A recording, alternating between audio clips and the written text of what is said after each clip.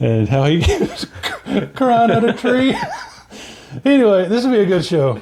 Right on. All right. Guys, thanks for joining another special broadcast here. This one's in Tennessee. This is my great friend, Andrew Day, who's came from the great state of Ohio. So Drew has came down to do a couple of days of R&R down here in Tennessee, and he's jumped on the podcast to do a few more episodes, along with some different sightseeing and things like that. We're going to try our very best to get our special guest, Crazy Jimmy, on the broadcast live from Arizona. He was with us there in Tulsa. Yep, great guy. We'll see if that happens. But we are going to continue Basic Training Stories Part 2. So we're going to open up with everyone's most feared event at basic training, and that is the gas chamber. Army, Coast Guard, Navy, Air Force, Marine Corps, everybody has their own version of the gas chamber, and that's basically a concrete room where there's only one way in, one way out, and you're wearing gas mask.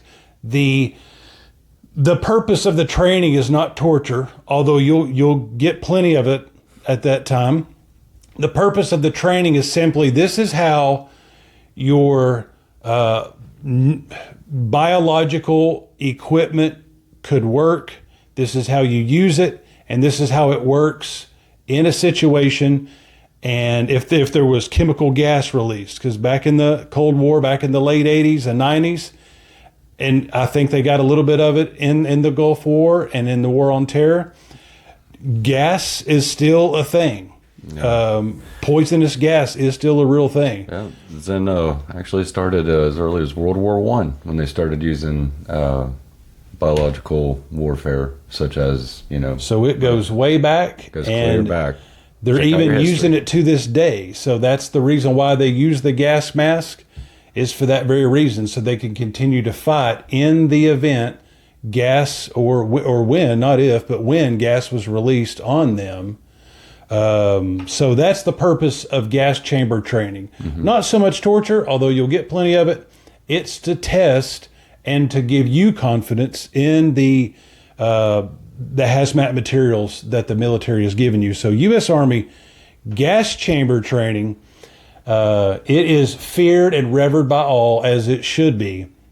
There is no secret to getting through the gas chamber other than just get through the gas chamber when you're in the middle of it. And if you can remember this podcast and your skin is on fire and your eyes are melting, and you can't feel your heart, because that's exactly what it feels like. Just remember this. Just stay put. Don't freak out. The minute you run, you're going to run into a brick wall and knock yourself unconscious, because that's exactly what happened.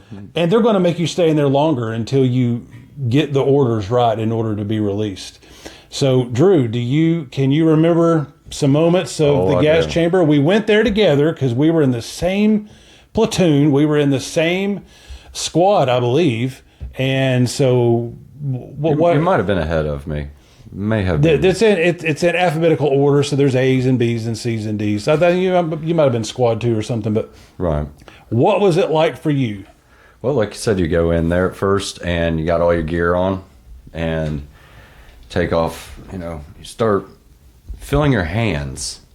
And you're not quite sure what exactly, obviously, this is part of the gas, but the feeling that you would have, it's like an itch type deal, and of course I have the gas mask on.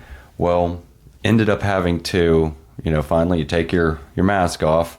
You have to take your mask off and hold it with one hand, Kevlar with the other hand.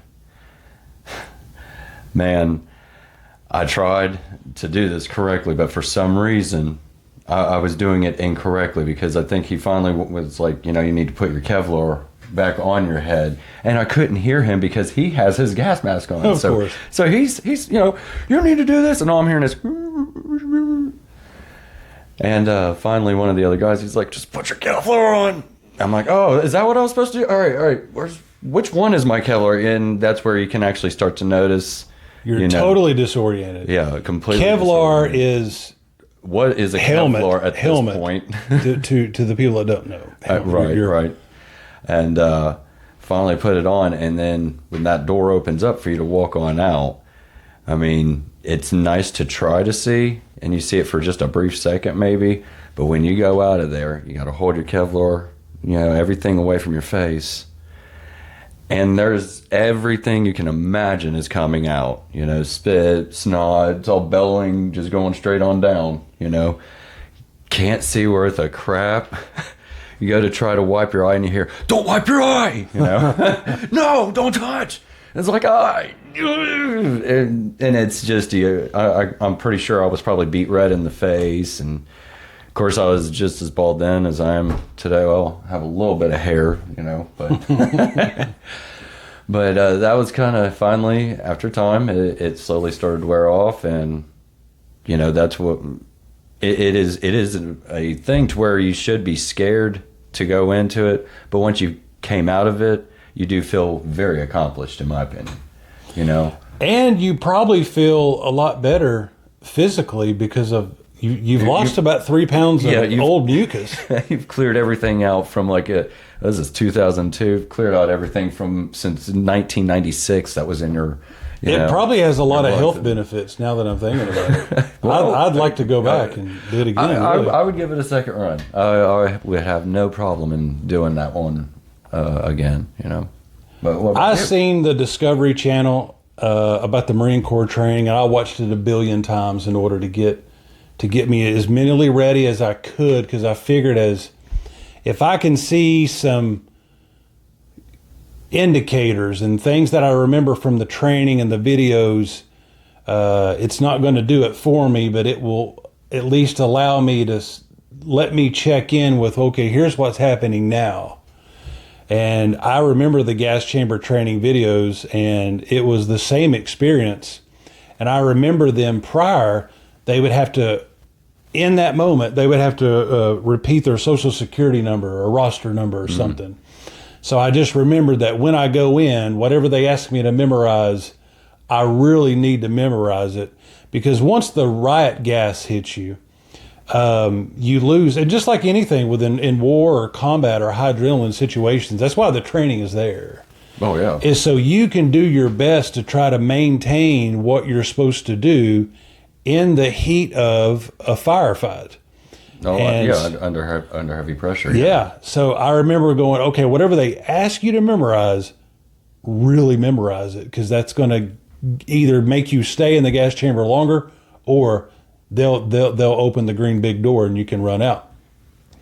The only tip or secret or hack that I did is that morning I wadded up a little bit of toilet paper and put it in my pocket.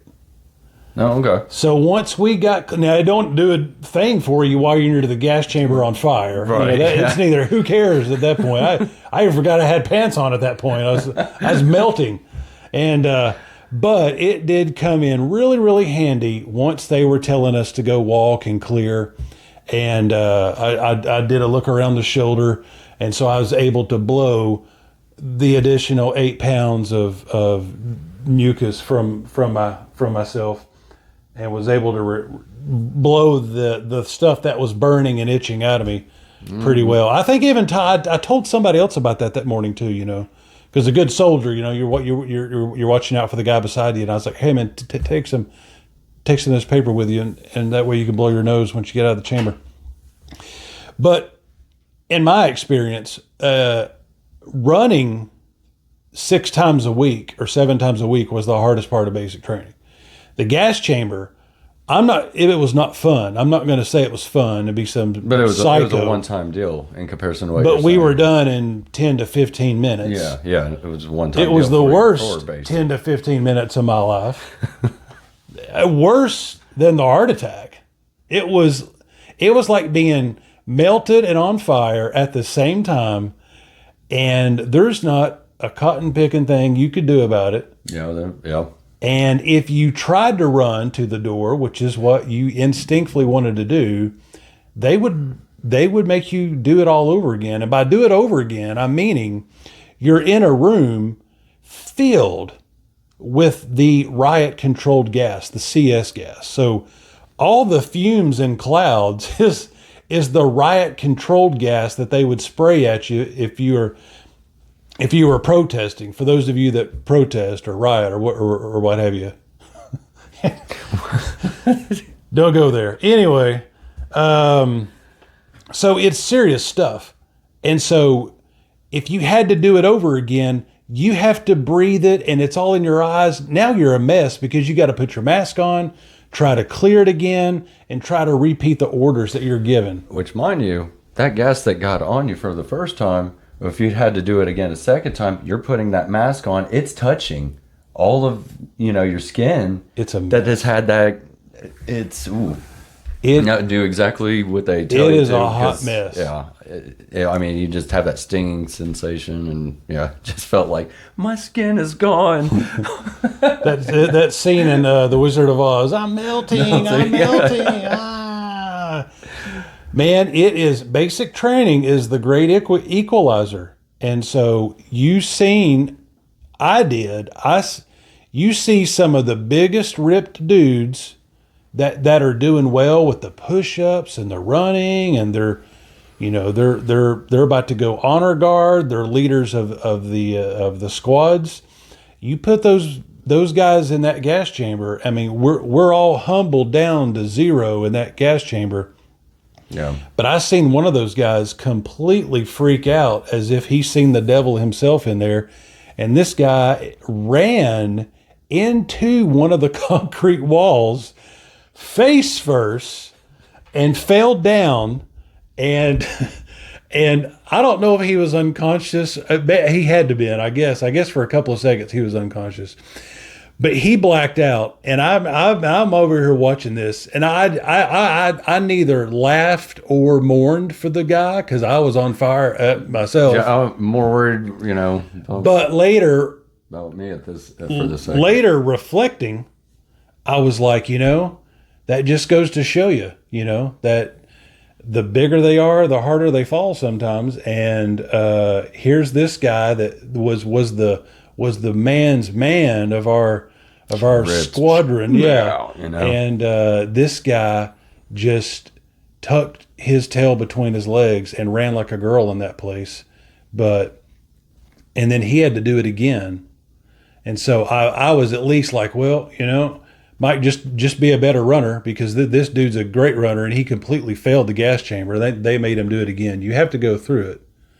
You absolutely have to go through it. Yeah, so that way you know what to do under pressure like that. Yeah. So 5 out of 5 stars for the gas chamber. I'd recommend it. And the drill sergeants were telling us about how once a year they would have to go through it for regular training. And then those two, our two, the airborne guy and the ranger guy, were talking about doing some sort of challenge of who could stay in there the longest or something. Yeah. And I believe them. I believe they did that every year. Oh, why not? I mean, the more and more you do it, heck, you get to a point to where you walk in, grab yourself a chair, read the paper, or check out your phone. Probably wouldn't work in there. So for those of you scared of the gas chamber and that's your big hang up on basic training and you're reading about basic training, it is not. Just watch 1 or 2 videos of the gas chamber. That way you can at least know what's going to happen in there, get an idea of it so you don't panic. And then watch this video. And then number 3, run and do push-ups to your heart's content. That needs to be the easiest thing you need to be doing when you get there. Yeah. Do you remember the ride to the gas chamber? Our first cattle car experience? I was going to say, is that when we all got, shoved in like a can of sardines? Good grief. There's more room. Get them on there. All right, move over. Man, I mean, you had somebody like right here, and good God, you just hoped that the person had brushed their teeth that morning. They didn't. And that's normal. They didn't. It'd be like, wow. Ooh. Yeah, tight push in that cattle car. As a platoon, that was our first trip together in what's called a cattle truck. Yeah. And I'll find a picture on the internet and put it on there. But it's basically at one time a cattle hauler. And so it's an ingenious idea. You know, they bought these things for probably a few $1,000s and they'll use them for the next 100 years. Yeah. But you can pack an entire platoon of 60 people to the brim. I mean, there was people's faces that were sticking out of the... Yeah, like I said. And it's still a cattle truck. So we are being hauled like cattle. There's bars. So it wasn't a Greyhound bus. It was a literal cattle car. And there's people's arms and faces. Those were the lucky ones. Because my name starts with A. And so I'm in the very front, you know, along with some of my guys. We're at the very front center aisle. Right. No window. And it was my first anxiety attack.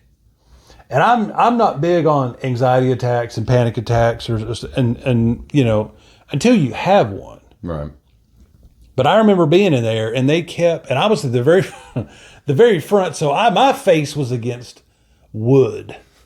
The very beginning of the cattle truck. You were the last to get out. I had no window and no nothing. And so guys were piling in on my side and on the back, and I kept feeling the weight. And you hear about these people being crushed in these concerts. And I'm like, oh man, I mean, I don't know how that happens, but in that I can kind of get it. Yeah. Oh yeah. Because I was feeling the weight. Of course, now could be worse because now the people on the sides, they have nowhere to go. You're all being funneled in, and that the body and the weight is just with every 5-10 guys, my face and my body just got smaller and smaller. And I started to have it like a mini freak out, and I'm just like, I need to get out of here. Or I'm going to freak out. And then I quickly, you know, what they tell you in the Army? Stop, think, and make a plan. Stop, think, and make a plan. I'm like, all right, stop. Think. If I freak out with this anxiety or whatever this is, because I had no idea what it was, I'm like, I can't breathe and I'm about to freak out.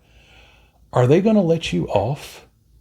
Are they going? Oh, everybody, all of you 50, hey. Somebody's having a rough moment. Can everybody come back out and we'll start over? No, what they would do is 59. All right, who are we missing? Alan? Yep, he's in there. Yeah. Hey, can we get him? Come on. Just smack him. He's got a spatula. Spatula him up. But so I realized they're not going to do nothing. No one's going to really hear me either if I completely melt down and freak out right here anyway. Right. And so just to get a temperature check, I looked to the guy beside me and I'm going, man, are you freaking out in here? And he's like, yes. And I was like, oh, okay, good. We're in hell together. Okay. That's slightly better. So it's not just me. And so I'm like, if the truck can just get going, if we could just get some fresh air, everybody in here smells like a dirty diaper on fire. If we could just get the truck moving, please. Are y'all map questing how to get to the gas chamber? Come on, man, let's go. If we can just get some air going in here, I'll be just fine. I just need to have a hit of it. My hands were down to my side. Like we couldn't move in there. Yeah, you were just like that. Yeah. Anyway, but I promise you, as soon as I heard that truck start, I said, okay, chill out. Just another 5 minutes. Cause they got to let it warm up for 10 minutes. You know, people with diesels, you know what I mean? It's just, it's going to let it run forever. But once the truck got going and I felt that slight bit of breeze, I was like, oh, thank God. Oh, we're in heaven. Thank God. And it was a pleasurable ride all the way there and then all the way back. But that was my experience in the cattle truck. Where'd they put you in that day? About not quite up front where you were at, but maybe like a quarter of a ways from it. And that one, if I'm not mistaken, there was 2 times that I remember doing the cattle thing. It was either that one or the other one when we went for BRM, and excuse me, I got a window, like a little window area right from the, from the get. So I was kind of there. Now, does that mean I wasn't burning up? And no, dude, sweat just pouring down me, man. I look like I'm about to make like the decision of a lifetime over here. It's just, but once it started, it was kind of nice there for a second. However, like you said, boy, did it stink in there.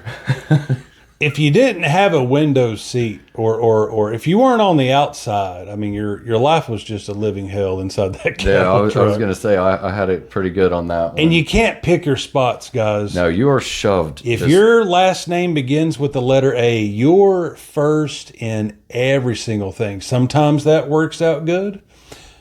Sometimes that works out bad. In the case of the cattle truck, extremely bad. And there's no rearranging spots either. What else we got here on the list? Let's move to, all right, take a drink, Firewatch. Firewatch, oh. All right. Now, there's an interesting thing that takes place in basic trainings. It's called Firewatch or Fire Guard. Maybe the other branches call it something different. But it dates back to very day one and hour one of any military. And that's basically where the soldiers that are awake keep watch for the enemy while their other guys sleep. And then they rotate. So it's called Firewatch. Very necessary to have. That way your soldiers, you got people up 24/7 if you needed them. And in basic training, they train you for this with a Firewatch roster. Beginning at, we went to bed at about as early as they would let us. Mm-hmm. Oh, yeah. Your sleep was good. You wanted to get 10 sleep. p.m. maybe? I thought it was 9 or 9:30. I hope so, because we needed every bit of it. Yeah. And 9 or 10, I guess we did. You had Firewatch on. I was just saying, I don't know what time we went to bed. We never did it. It's probably why you don't remember. That's because I don't remember. We never did it. Guys, we weren't the greatest soldiers, but we had the biggest hearts. We would have done anything for them they asked, except for Firewatch, I think. But you didn't really do them either. We fight smarter. We fight smarter, not harder. And so, but I remember wake up time being 3:45. Yep. 3:45 in the morning. Guys, do you know how bad your face hurts at 3:45 in the morning? And this is without a hangover. I mean, oh my gosh. And the way they wake you up, like it wasn't by roosters or the rising of the sun. It was by yelling and them asking us, why are we asleep?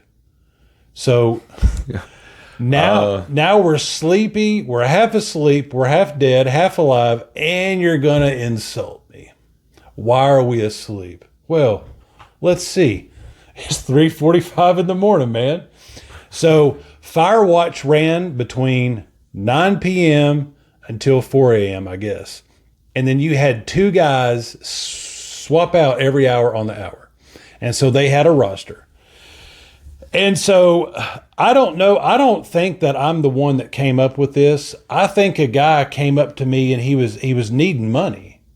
He was asking money. He's like, hey man, I need some extra money to go to send back to my old lady. He's like, I'll do your fire guard shift for $20. And I was like, deal, sold. You guys, you have no idea how sleepy you are in basic training. I mean, you literally could sleep standing up. I'm not going to compare it to how sleepy you are in SEAL training or Ranger school. Not comparing that. That's a whole nother unimaginable hell of torture and training. Oh yeah. But we were tired, sleepy tired. We could sleep laying down on any concrete, mud, it didn't matter.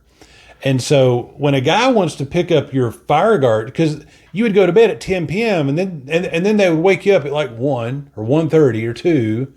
Then you'd have to stay up for an hour. Then you'd have to go lay back down for an hour. Then wake up for the day. Then go run 3 miles and start your day with doing whatever. So I'm like, $20? Yes, that is a steal. So I hit him up and another dude that these two guys, they had women and children back home. So I'm like, hey, I'm helping out these families and I'm helping out myself. I'm getting some extra sleep because the Army deserves the best and I'm going to give them the best. So that was my approach to it. And I did that throughout the whole entire basic training. Of course, somehow they found out about it. And of course, they made a big dramatic deal about it. They had a huge problem with it. And then he just looked at me and was like, get out of here. Like, well, it was ingenious, you know. Yeah, it's kind of smart, kind of not, kind of whatever. Get out of here. We got bigger problems. Yeah. Did you encounter anything crazy during your fire watch time? Not really. Now our senior drill instructor, you know who I'm talking about. Mm-hmm. Big Daddy. Big Daddy repeated everything twice. You know, I'm glad he did. Always repeated what he said. Always repeated what he said. You know? I'm glad he did. We really needed it. And there was one time when I was doing it, and he was in the office. He had the little office area, right? And he did have the door open, and I just kind of peered in, and this is him. He just like this, sitting just like this, and.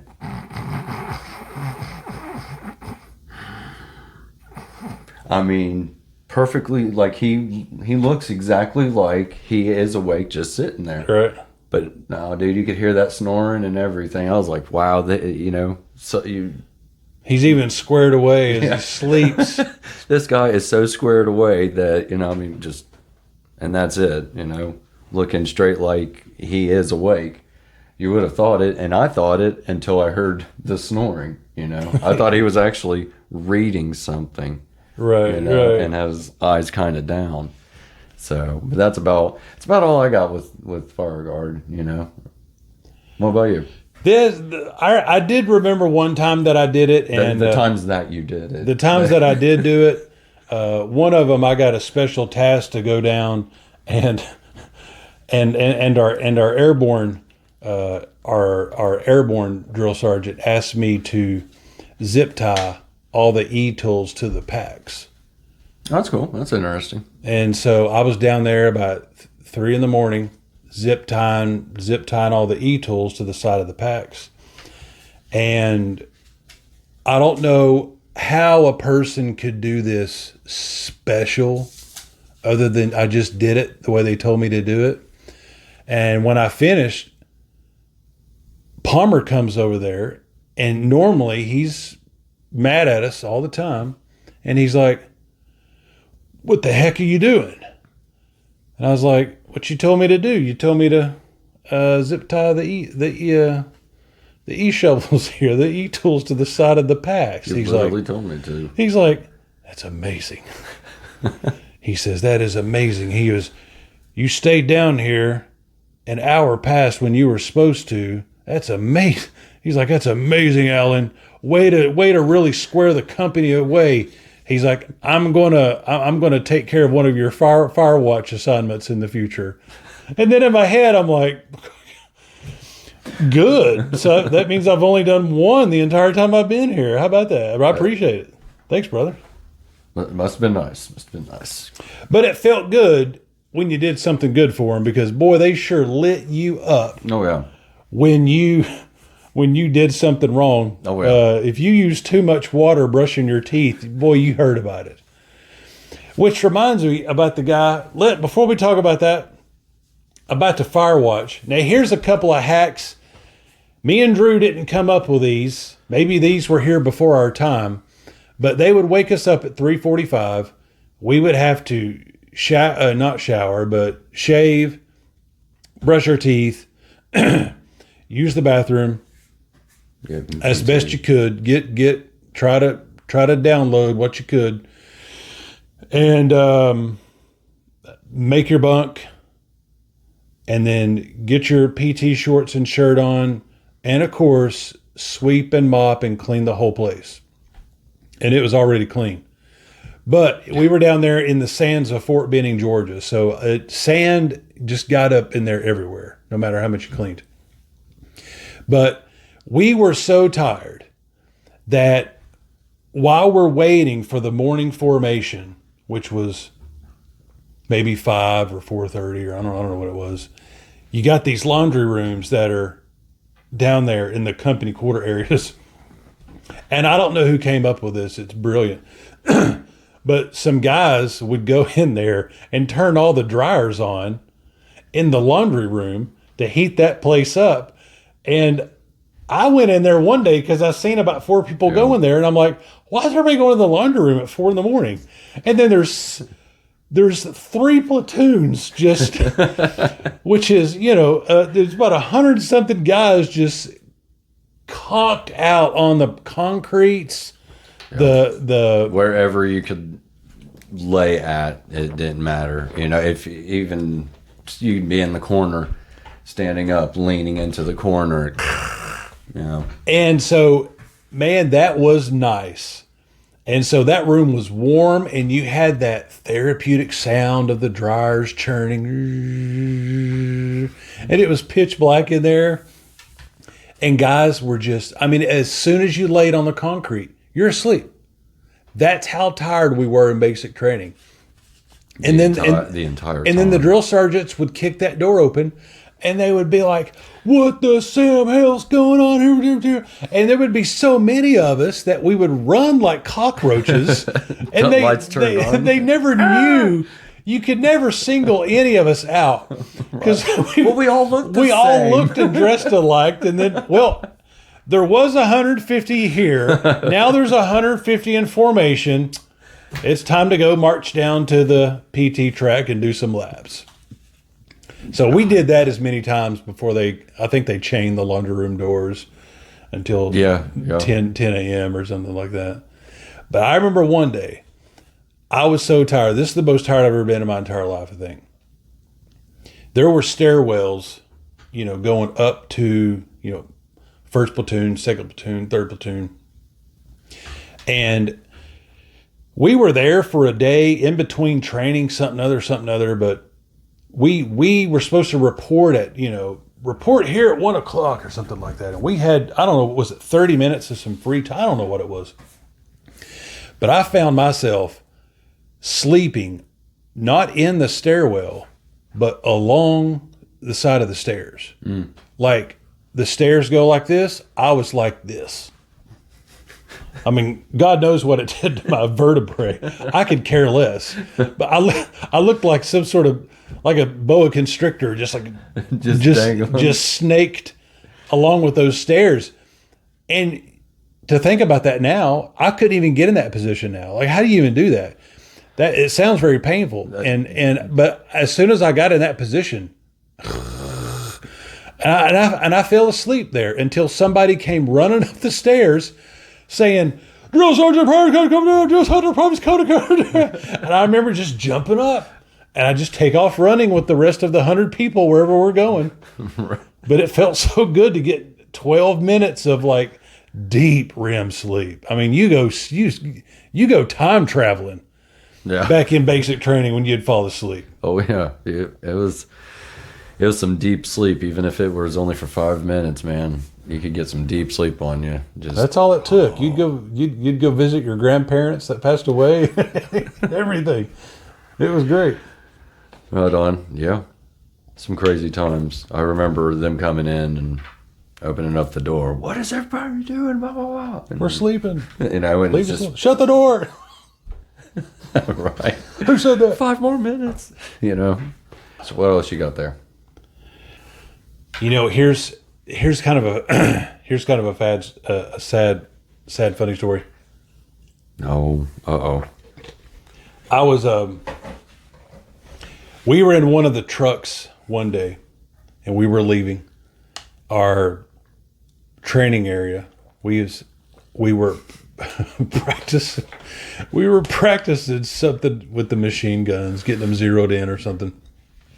And one of our friends, I mean, you're all kind of friends, you know, by the end of it, you're knowing everybody pretty good, you know. Oh, yeah. Oh, yeah. You're doing everything together. Unity, yeah. 50 people, but...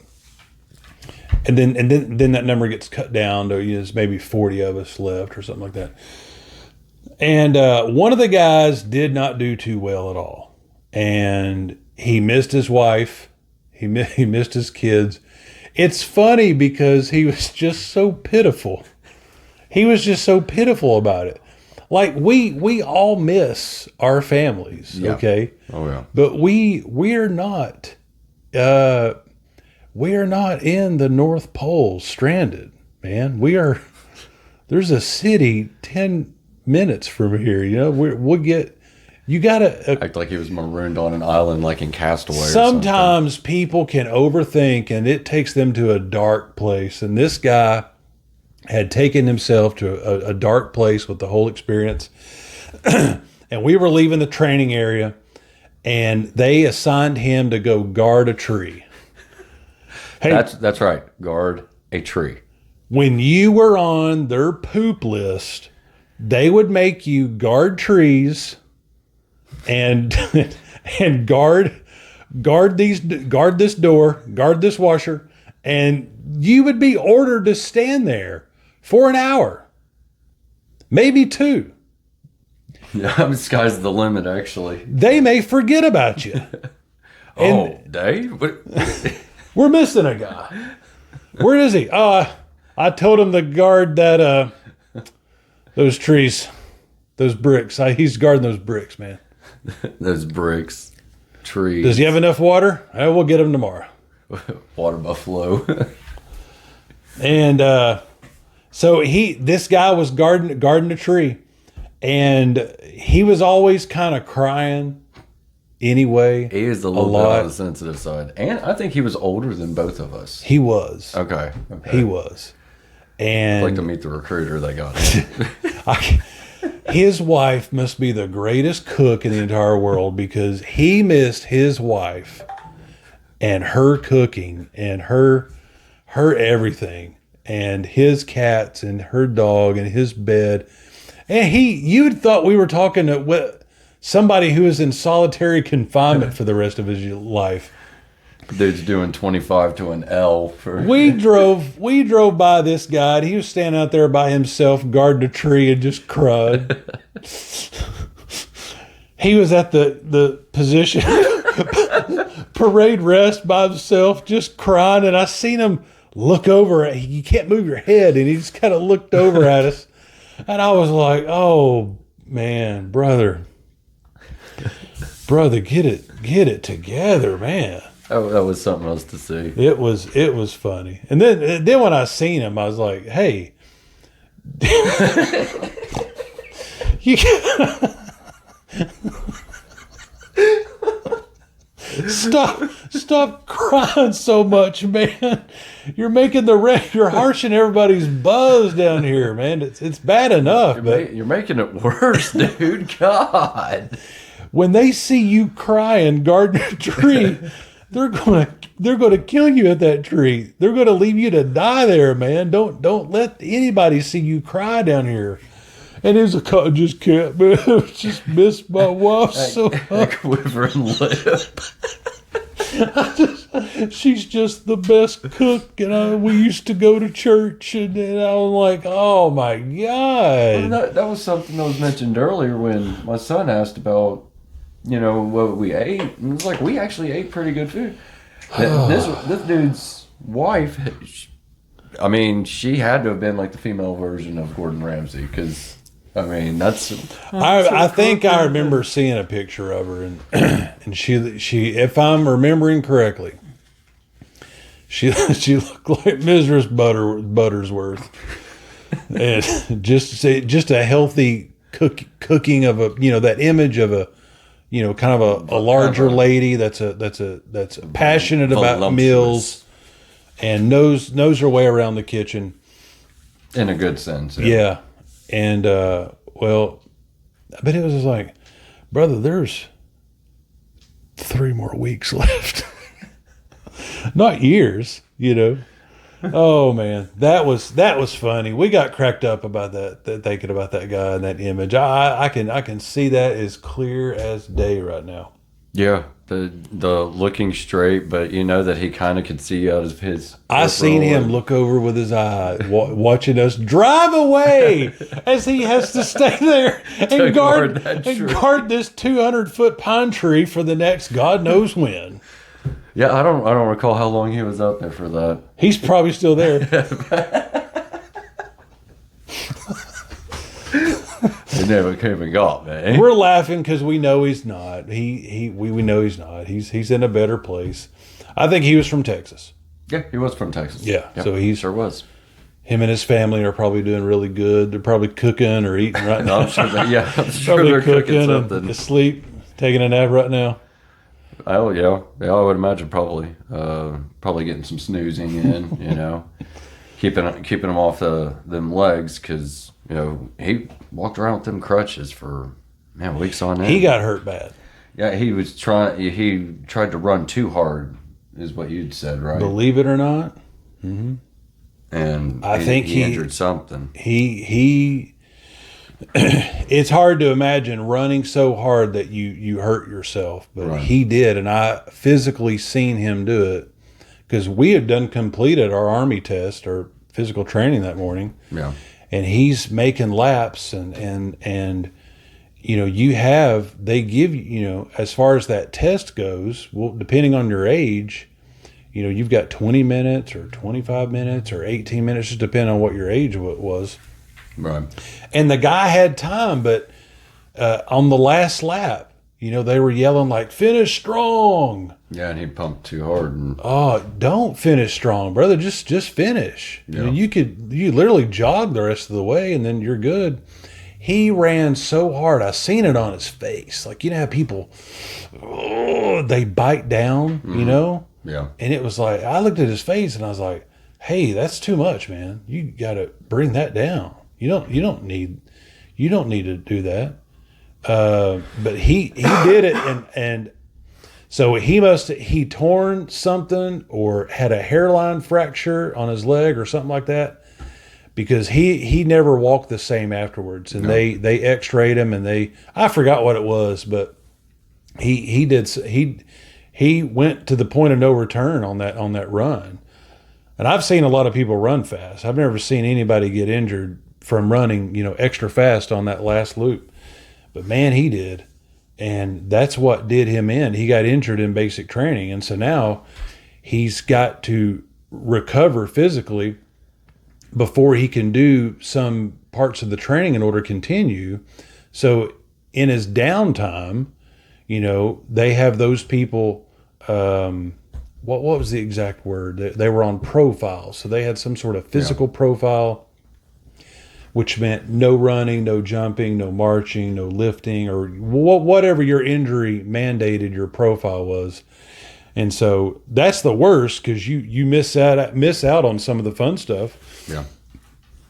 And they basically pause your training, and in the spare time for kicks, they'll make you guard boxes of crackers and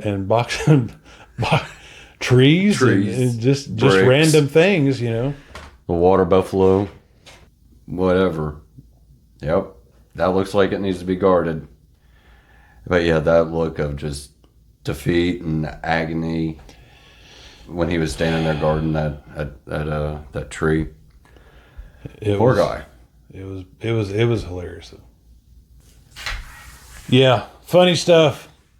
Guys, thanks for joining this special episode. Drew, thanks for coming down here. We're going to try to work on a couple more episodes. Hopefully Jimmy will join us.